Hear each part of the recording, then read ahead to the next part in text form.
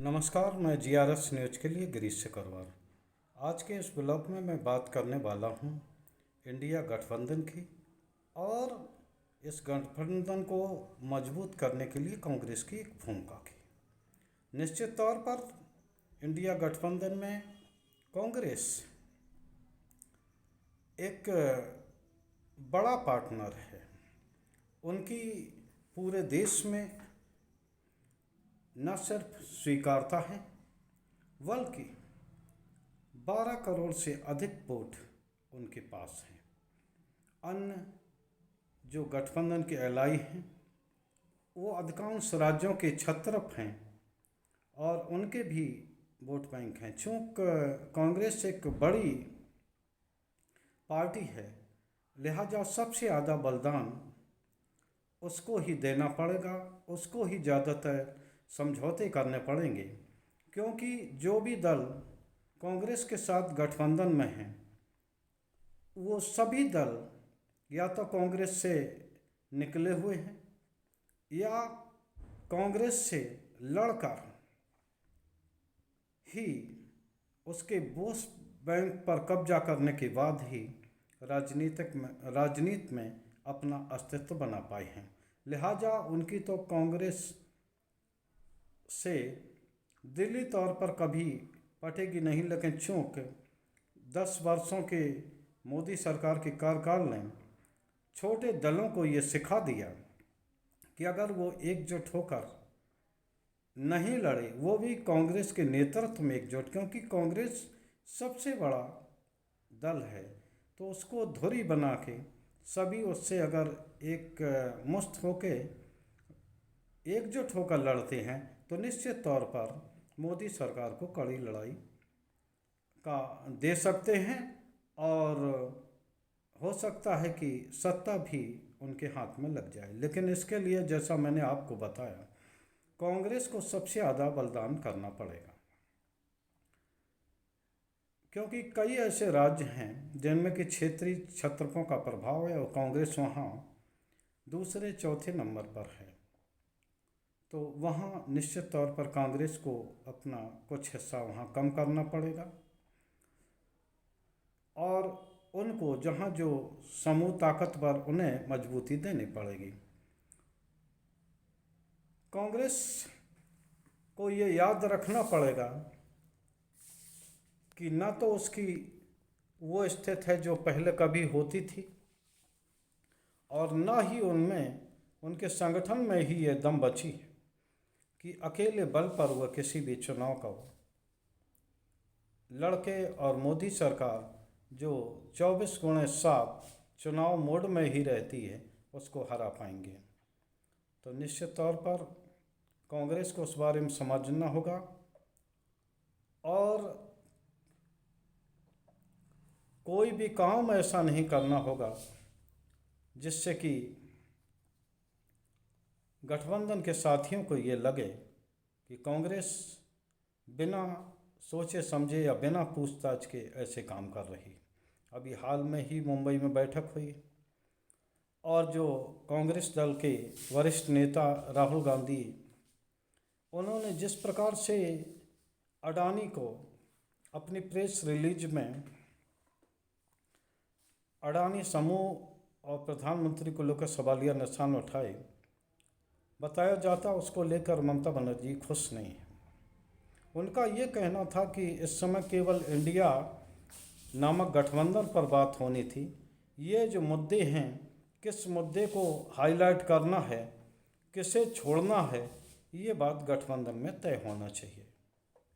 कांग्रेस को निश्चित तौर पर इस बात का ध्यान रखना चाहिए कि अब वो इस स्थिति में नहीं है कि ना ये सभी दलों की मजबूरी है कि वो उसकी बात माने ही। एक लोकतंत्र को बचाने के लिए सभी लोग गलत नहीं होगा अगर हम ये कहें कि सभी दल अपना अस्तित्व बचाने के लिए एकजुट हो रहे हैं, तो कोई गलत नहीं होगा। तो भविष्य में कांग्रेस या कांग्रेस के लोग ऐसी कोई गलती न करें जिससे गठबंधन में फांस दिखाई दे।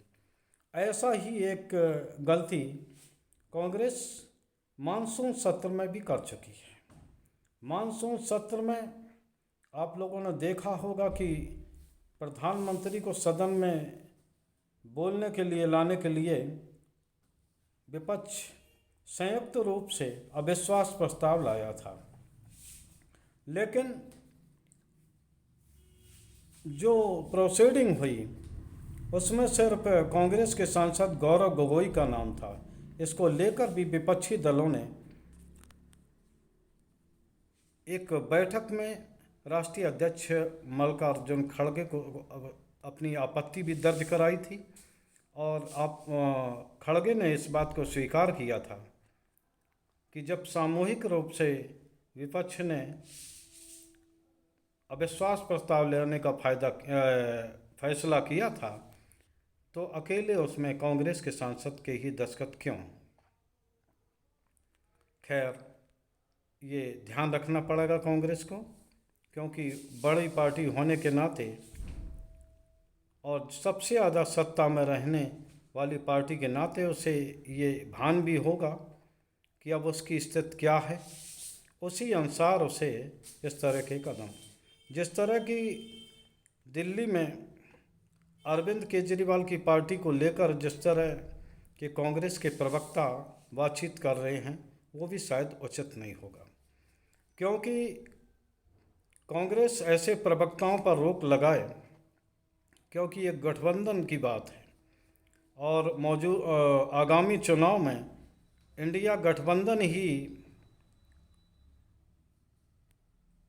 लड़ता दिखाई देगा एनडीए से, तो लिहाजा उनको कोई इस तरह की बात नहीं करना चाहिए जो कि असहज हो।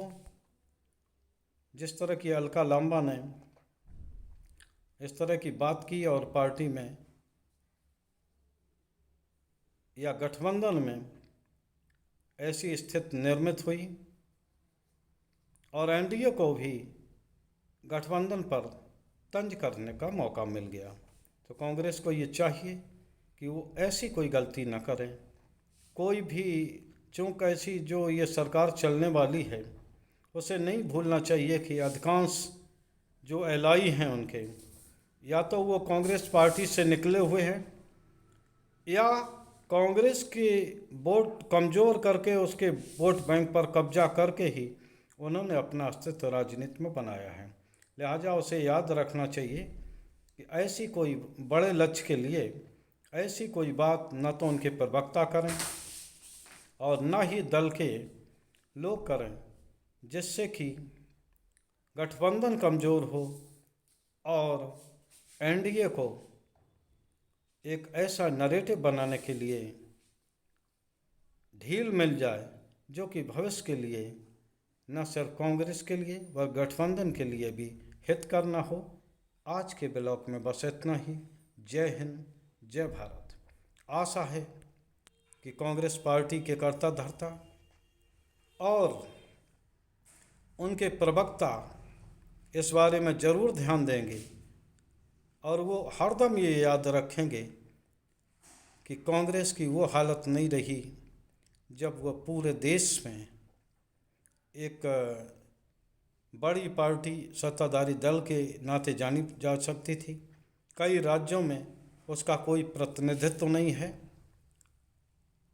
और न ही उसके पास इस तरह का संगठन है जो कि पूरे देश में अकेले तौर पर चुनाव का सामना कर सके। जय हिंद, जय भारत।